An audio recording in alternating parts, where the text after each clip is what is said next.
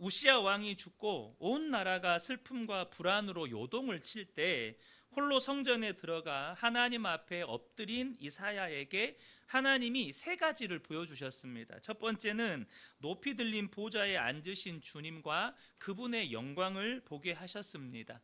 두 번째는 이사야 자신과 유다 백성이 망할 수밖에 없는 죄인인 것을 보게 하셨습니다. 그리고 세 번째는 이사야의 사명을 보여주셨습니다. 그런데 이 사명은 보여주신 게 아니고 말씀으로 들려주셨고, 이사야가 모든 죄가 사함 받았을 때, 그 죄악이 제하여졌을 때 비로소 하나님의 음성을 들을 수 있었다는 부분에 대해서 우리가 지난주에 나누었죠. 오늘은 이 세 번째 사명과 관련해서 더 깊이 나누고자 합니다. 하나님께서 이사야에게 하나님의 영광과 또 이사야 자신과 유다 백성들의 죄악을 보여주시고 그의 죄악을 사하여 주신 이유가 있습니다. 8절을 보겠습니다. 내가 또 주의 목소리를 들으니 주께서 이르시되 내가 누구를 보내며 누가 우리를 위하여 갈고 하시니.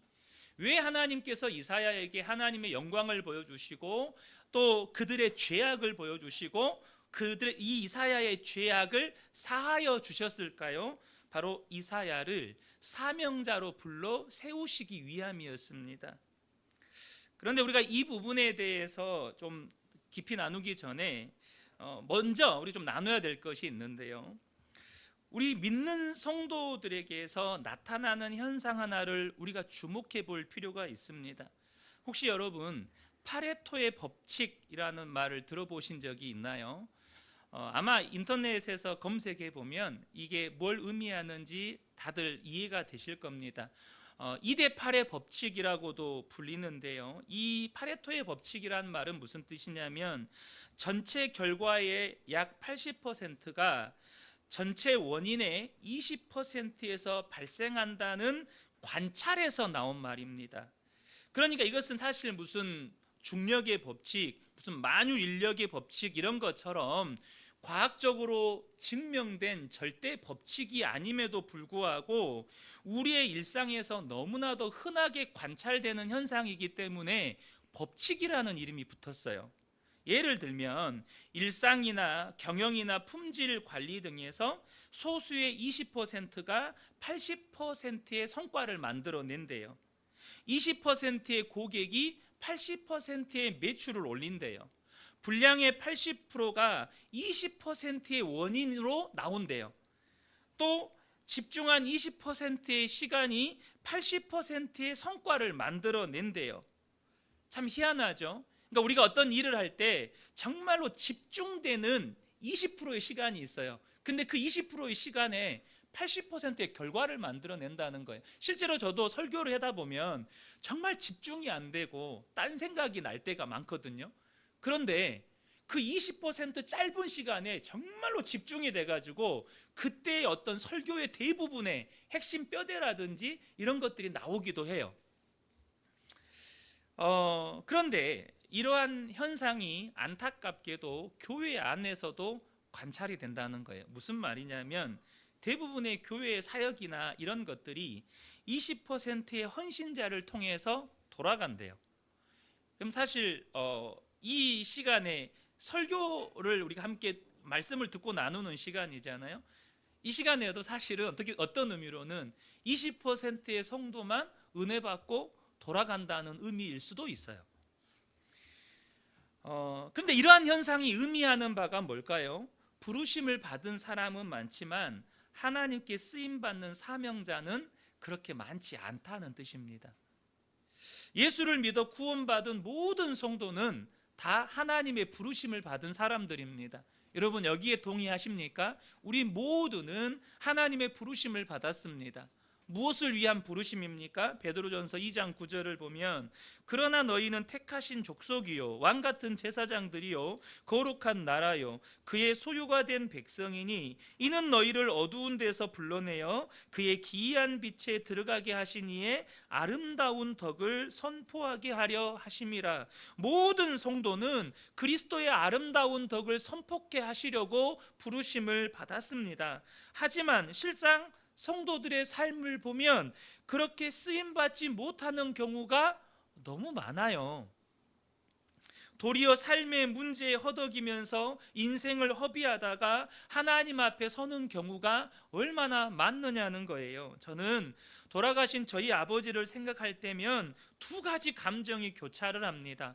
아버지가 돌아가시기 전에 예수님을 영접하고 돌아가신 것은 너무너무 감사해요. 그 전대병원 중환자실에서 혼수 상태에 계셨다가 깨어나서 정말로 성경을 찾고, 너무너무 기적적이죠. 성경을 찾으시고 마침 그 타이밍에 시골 교회에서 신방 오신 전도사님이 계셔가지고 요한복음 3장 16절의 말씀을 나누고, 신 선생님 이거 믿으세요. 저희 아버지가 목소리도 안 나오는데 입술로 아멘 아멘 하고 그리고 며칠 뒤에 돌아가셨거든요. 그런데 또 한편으로 너무너무 안타까운 것은 저희 아버지도 총각대 교회를 다니셨대요. 복음을 들었대요. 근데 시험 들어서 교회를 떠나서 그 오랜 세월 허송세월 하다가 돌아가시기 전에야 주님 앞에 돌아오는 거예요. 지금 유다 백성들의 실상을 한번 보세요. 52년 권좌에 앉아있던 우시야 왕이 죽게 되자 후계자 문제를 비롯해서 주변 나라들의 이 심상치 않은 동향에 어찌할 바를 몰라요. 우리가 이제 이사야 8장 나누면 북이스라엘과 아랍 연합군이 유다를 침공해 오거든요. 그런 분위기들이 이미 다 소문으로 퍼졌을 거 아니에요? 어찌할 바를 모릅니다. 문제 하나 터지니까 그들의 믿음의 민낯이 적나라하게 드러나는 것입니다. 분명 우리가 창세기 말씀을 보면 그들은 아브라함의 후손이고 하나님의 백성으로 택함 받은 민족들입니다. 하나님은 그들을 통해서 모든 민족이 복을 얻게 하겠다고 약속하셨습니다. 그런데 그 많은 유다 백성들 가운데 사명의 자리로 나아가는 사람은 소수에 불과해요. 오늘은 이사야서이기 때문에 이사야 한 명만 나오지만 정말로 소수의 사람만이 하나님의 사명자로 쓰임을 받는다는 사실입니다. 여러분, 부르심을 받은 사람은 이렇게 많은데 사명자로 쓰임받는 사람이 이렇게 적은 이유는 뭘까요? 우리가 하나님의 도구로 쓰임받기 위해서 진짜 필요한 게 뭘까요? 오늘은 두 가지 부분에서 함께 나누고자 합니다. 첫 번째는 뭐냐면 죄의 문제를 해결하셔야 한다는 것입니다. 하나님은 능력이나 은사가 탁월한 사람을 쓰시는 게 아니라 거룩한 사람을 쓰십니다. 그래서 하나님께서 이사야를 사명자로 부르시기 전에 뭐 하셨어요? 6절과 7절을 보겠습니다. 그때에 그 스랍 중에 하나가 부젓가락으로 제단에서 집은 바 핀 숯을 손에 가지고 내게로 날아와서 그것을 내 입술에 대며 이르되 보라 이것이 내 입에 닿았으니 내 악이 제하여졌고 내 죄가 사하여졌느니라. 여러분, 하나님께서 이사야를 사명자로 부르시기 전에 그의 죄를 적나라하게 보게 하셨고, 그리고 그가 어찌할 바를 몰라 탄식하고 있을 때 그 모든 죄를 사하시고 정결케 해 주십니다. 여러분, 하나님께 쓰임받는 사람에게 있어서 가장 중요한 것은 능력이나 은사가 아니라 거룩함과 정결함입니다. 디모데후서 2장 20절 21절을 보면 큰 집에는 금그릇과 은그릇뿐 아니라 나무그릇과 질그릇도 있어 귀하게 쓰는 것도 있고 천하게 쓰는 것도 있나니 그러므로 누구든지 이런 것에서 자기를 깨끗하게 하면 귀히 쓰는 그릇이 되어 거룩하고 주인의 쓰심에 합당하며 모든 선한 일에 준비함이 되리라. 하나님은 금그릇이어서 쓰고 질그릇이어서 안 쓰고 하시는 분이 아니고 거룩한 그릇을 하나님의 선한 일에 쓰신다는 거예요. 사람은 금이냐 은이냐 나무냐 흙이냐를 따집니다. 눈에 보이는 것들, 사람의 능력을 하나님이 사용하시는 기준으로 착각하기도 합니다. 사무엘 선지자도 그런 착각을 했어요. 하나님이 사울왕을 버리시고 이제 하나님이 택하신 사람을 왕으로 기름 붓기 위해서 사무엘이 이새의 집에 방문을 했는데 이새의 장자를 보자마자 사무엘이 딱 이런 생각을 하는 거예요. 사무엘상 16장 6절에 보면 그들이 오매 사무엘이 엘리압을 보고 마음에 이르기를 여호와의 기름 부으실 자가 과연 주님 앞에 있도다. 엘리압이 너무 출중한 거예요. 외모며 말이며 매너며 능력이며 눈에 보기에 너무너무 출중한 거예요. 그러니까 야, 하나님이 사용할 사람이, 하나님이 기름 부어 세운 사람이 여기 있구나. 이것이 사람들이 흔히 하는 착각입니다. 하나님도 능력 있는 사람, 출중한 사람을 사용하실 거라는 거죠.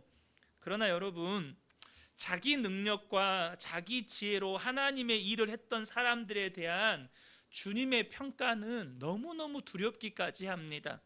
마태복음 7장 22절 23절에 그날에 많은 사람이 나더러 이르되 주여 주여 우리가 주의 이름으로 선지자 노릇하며 주의 이름으로 귀신을 쫓아내며 주의 이름으로 많은 권능을 행하지 아니하였나이까. 그때 내가 그들에게 밝히 말하되 내가 너희를 도무지 알지 못하니 불법을 행하는 자들아 내게서 떠나가라 하리라.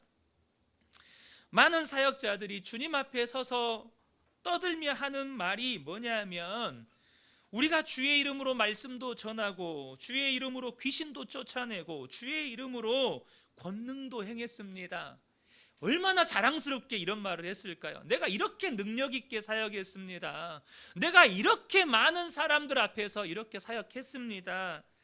얼마나 자랑스럽게 말했겠어요. 그런데 주님은 그렇게 능력 있는 사역자들에 대해서 뭐라고 말하죠? 내가 너희를 도무지 알지 못하니 불법을 행하는 자들아 내게서 떠나가라.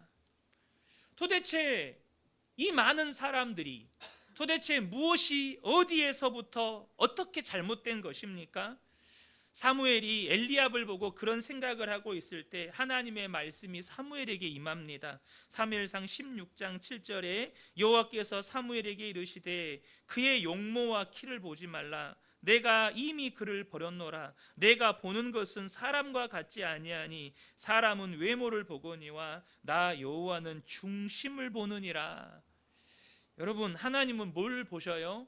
우리 마음속을 들여다 보신다는 거예요. 그 말은 우리의 마음속에 감춰진 것들을 훤히 다 들여다 보신다는 뜻입니다. 하나님이 외모나 능력으로 왕을 세우려고 하셨다면 분명 엘리압을 왕으로 세우셨을 거예요. 그러나 아버지로부터 인정받지 못하는 막내 아들 다윗을 왕으로 세우십니다. 왜 그렇습니까? 그는 하나님을 사랑했습니다. 홀로 있을 때에도 양을 치는 그 틈 사이에서 한밤중에도 하나님을 예배했습니다. 그는 거룩하고 정결하게 준비된 사람이었습니다. 그런 다윗이 다들 아시는 것처럼 밧세바와 간음 사건과 그의 남편 우리아를 죽게 만드신 죄를 저지릅니다. 하나님께서 그 죄를 어떻게 다루십니까? 여러분, 모든 신하들이 보는 앞에서 다윗의 죄를 공개적으로 들추어내시고 책망을 하십니다. 여러분, 이것만으로도 여러분 왕으로서 다윗에게 치명적인 흠결이 생기는 겁니다. 이스라엘은 왕을 하나님이 세우시잖아요. 근데 모든 신하들이 보는 앞에서 하나님께서 다윗의 죄를 책망해 버리셨어요. 그런데 여러분, 이것이 다윗의 죄를 다루시는 하나님의 시작이었습니다.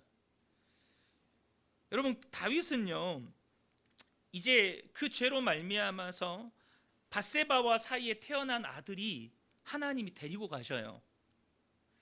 첫째 아들 암논이 배다른 여동생 다말을 강간을 하게 됩니다.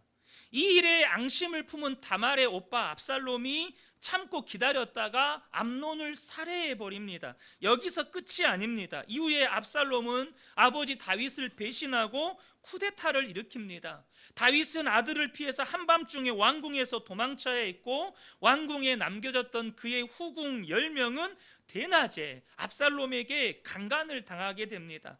그렇게 쿠데타를 일으켰던 압살롬은 다윗의 부하들에 의해서 정말로 잔인하게 살해를 당하게 됩니다. 여기서 우리가 보셔야 할 것은 뭐냐면, 하나님께서 다윗의 죄를 왜 이렇게 혹독하게 다루시냐는 거예요. 이유가 뭘까요? 분명히 시편 51편을 보면 다윗은 철저하게 하나님께 회개했습니다. 그런데 왜 이렇게까지 혹독한 대가를 치르게 하시느냐는 거예요. 우리는 흔히 하나님께서 죄는 용서하시지만 죄의 대가는 반드시 치르게 하신다, 이렇게 이해들을 많이 합니다. 그러면 여러분, 얼마나 무서워요. 죄 짓고 살면서 죄의 대가를 치른대. 죄는 용서받았지만 죄의 대가를 이렇게 언제 얼마나 하나님이 무섭습니까? 근데 아들을 내어주시면서까지 우리를 사랑하시는 그 하나님이 왜 그렇게 다윗을 혹독하게까지 다루시냐는 거예요. 그냥 그래, 내가 네 회개했으니까 네 죄를 사해주마, 이렇게 끝내시면 되는데 왜 그렇게 다루시죠? 하나님께서 다윗 안에 있는 그 음란과 또 살인의 죄의 본성을 철저하게 다루셔서 거룩하고 정결한 하나님의 도구로 쓰시기 위함이었다는 거예요. 여러분, 죄의 대가는 죄에 대한 심판이 아니에요. 물론 그런 의미도 있죠. 그런데 하나님께서 우리를 거룩하고 정결한 주님의 도구로 쓰고 싶으신 거예요. 그래서 기독교 역사 속에서 하나님께 쓰임받았던 믿음의 사람들을 살펴보면 회개하지 않은 사람이 없습니다. 사도 바울이 얼마나 하나님 앞에서 철저하게 죄와 싸웠는지 그의 고백을 통해서 우리는 알 수 있어요. 그는 죄를 회개하면서 끊임없이 죄와 싸웠어요. 유명한 고백이죠. 로마서 7장 21절 24절에 그러므로 내가 한 법을 깨달았노니 곧 선을 행하기 원하는 나에게 악이 함께 있는 것이로다. 내 속사람으로는 하나님의 법을 즐거워하되 내 지체 속에서 한 다른 법이 내 마음의 법과 싸워 내 지체 속에 있는 죄의 법으로 나를 사로잡는 것을 보는도다. 오라, 나는 곤고한 사람이로다. 이 사망의 몸에서 누가 나를 건져내랴. 여러분, 이 고백에서 무엇을 여러분 느끼실 수 있습니까? 바울이 철저하게 그 속에서 끊임없이 올라오는 그 죄의 본성과 포기하지 않고 싸웠다는 것입니다.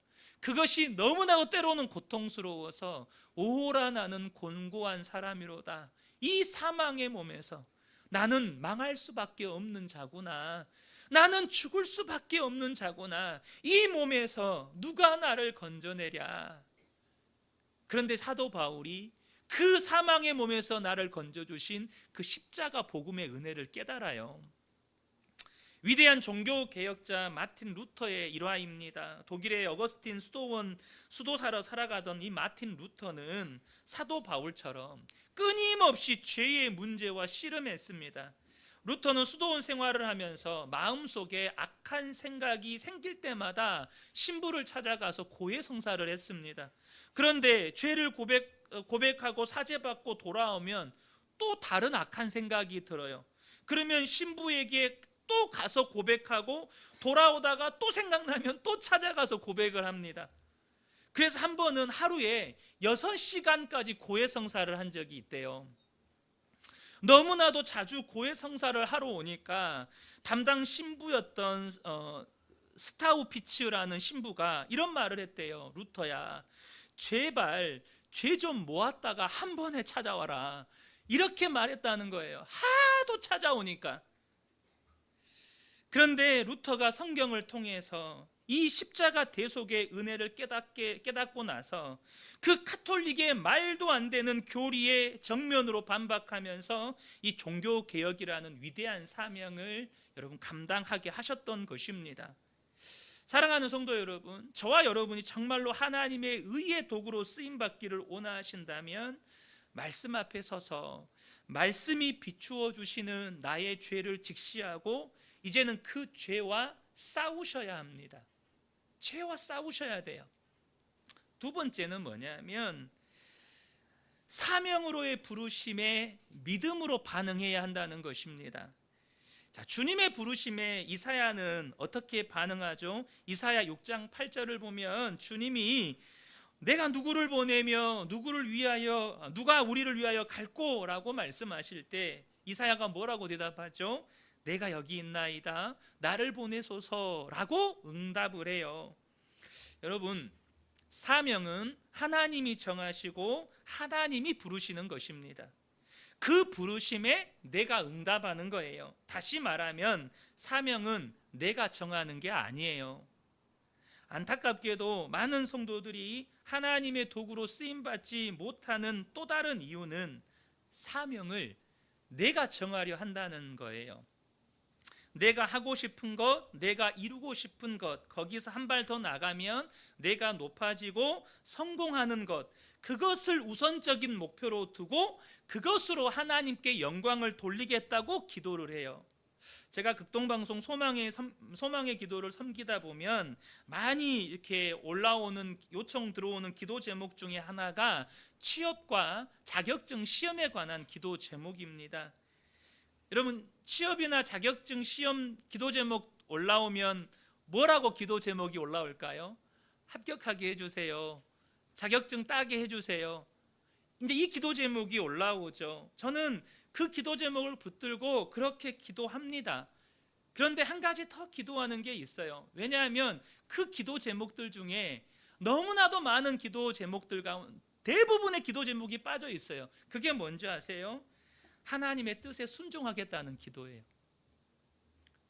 하나님의 뜻에 순종하겠다는 기도 제목은 안 올라와요.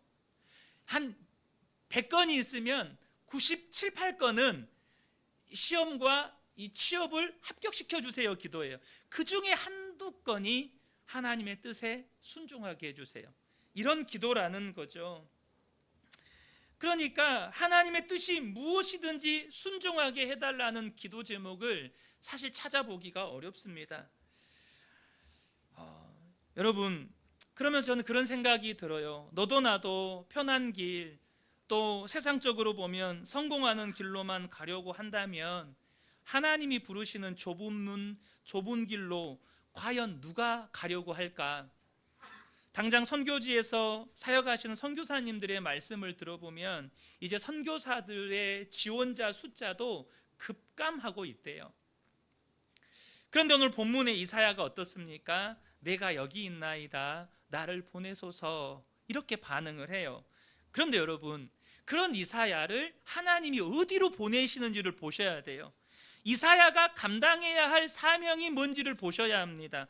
9절부터 12절을 보겠습니다. 여호와께서 이르시되 가서 이 백성에게 이르기를 너희가 듣기는 들어도 깨닫지 못할 것이요 보기는 보아도 알지 못하리라 하여 이 백성의 마음을 둔하게 하며 그들의 귀가 막히고 그들의 눈이 감기게 하라. 염려하건대 그들이 눈으로 보고 귀로 듣고 마음으로 깨닫고 다시 돌아와 고침을 받을까 하노라 하시기로 내가 이르되 주여 어느 때까지니까 하였더니 주께서 대답하시되 성읍들은 황폐하여 주민이 없으며 가옥들에도 사람이 없고 이 토지는 황폐하게 되며 여호와께서 사람들을 멀리 옮기셔서 이 땅 가운데에 황폐한 곳이 많을 때까지니라. 여러분, 이사야 사명이 뭔지 보이시나요? 이사야의 사명은 더는 돌이킬 수 없을 만큼 망가진 유다 백성들을 상대로 회개로 이끄는 것이 아니라 심판으로 이끄는 사명이었습니다. 완악한 마음을 더 완악하게 하여서 심판을 확정해야 했습니다. 본문에 참 이해하기 힘든 표현이 있어요. 그게 10절의 표현인데 그들이 눈으로 보고 귀로 듣고 마음으로 깨닫고 다시 돌아와 고침을 받을까 하노라. 하나님께서 그들이 회개하고 돌이키는 것을 못하게, 나는 그들이 회개하고 돌이키는 거 싫다, 마치 이런 표현처럼 들려요. 여러분, 그렇지 않나요? 도무지 이해가 안 되는 표현이죠. 근데 이 말은 나는 그들이 회개하고 돌이켜서 죄사함 받는 것이 싫다, 이런 뜻이 아니라 이미 심판의 임계점을 넘어서 심판하실 수밖에 없는 하나님 아버지의 고통을 역설적으로 표현하는 거예요. 그렇게 수많은 기회를 주었고 수많은 주의 종들을 통해서 회개하고 돌이키라고 말씀을 전했건만 더 이상 돌이키지 않는 그들을 심판할 수밖에 없는 하나님의 마음의 고통이라는 거예요.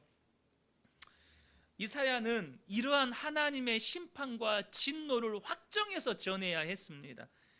분명 소수의 남은 자들, 하나님의 말씀에 반응하는 자들이 있어요. 그래서 오늘 본문 말미에도 그루터기 남아있는 자들이라는 표현을 쓰죠.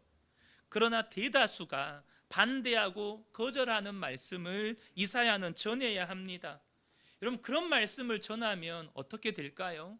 아마 수많은 사람들의 반대와 거절을 직면하게 될 것이고 비방과 폭행을 당하는 일은 예산일일 것이고 심지어 죽임을 당할 수도 있는 그런 사명입니다. 얼마나 고약한 사명입니까? 만약 여러분이 이사야라면 이 사명 감당하고 싶으세요? 너는 가서 너희들은 반드시 심판받을 것이다. 하나님이 너희들이 회개하고 돌이키는 것도 이제는 허용하지 않으신다. 여러분이라면 이런 말씀 전하고 싶으신가요?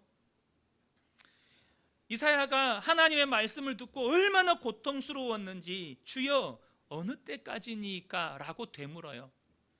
언제까지 이 말씀 전해야 됩니까? 무슨 말이죠? 하나님 저 못하겠어요.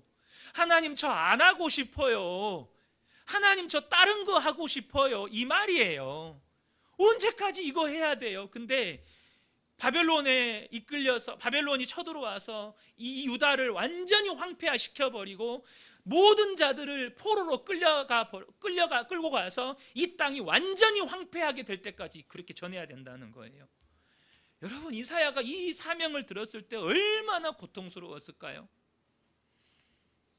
이사야와 비슷한 이름을 가진 호세아라는 선지자가 있습니다. 이사야라는 이름의 의미는 하나님이 구원하신다라는 뜻인데요, 호세아는 구원이라는 뜻입니다. 발음도 좀 비슷하죠. 이사야는 남유다를 주로 활동하는 선지자였는데 호세아는 북이스라엘에서 활동했던 선지자입니다. 하나님이 그를 부르세요. 그런데 그의 사명이 뭐죠? 호세아 1장을 보실까요? 5절과 6절 9절입니다. 그날에 내가 이스라엘 골짜기에서 이스라엘의 활을 꺾으리라 하시니라. 고멜이 또 임신하여 딸을 낳음에 여호와께서 호세아에게 이르시되 그의 이름을 로루하마라 하라. 내가 다시는 이스라엘 족속을 긍휼히 여겨서 용서하지 않을 것임이니라. 여호와께서 9절입니다. 여호와께서 이르시되 그의 이름을 로암미라 하라. 너희는 내 백성이 아니요 나는 너희 하나님이 되지 아니할 것임이니라. 이게 호세아의 사명이었어요. 음란한 여인 고멜과 결혼하라는 명령에 순종해서 감당해야 했던 사명이었습니다. 도무지 감당하고 싶지 않은 사명, 그 사명으로 호세아를 부르셨습니다. 여러분, 우리가 이걸 통해서 뭘 알 수 있습니까? 여러분, 내가 생각한 것, 내가 원하는 것, 내가 계획하는 건 사명이 아닙니다. 사명은 오로지 하나님으로부터 시작되는 것입니다. 이사야도 호세아도 하나님 언제까지 제가 이거 해야 돼요? 나 피할 수만 있으면 피하고 싶어요. 예수님께서 십자가 지시기 전에 뭐라고 기도하셨죠? 주여 이 잔을 내게서 지나가게 해주십시오.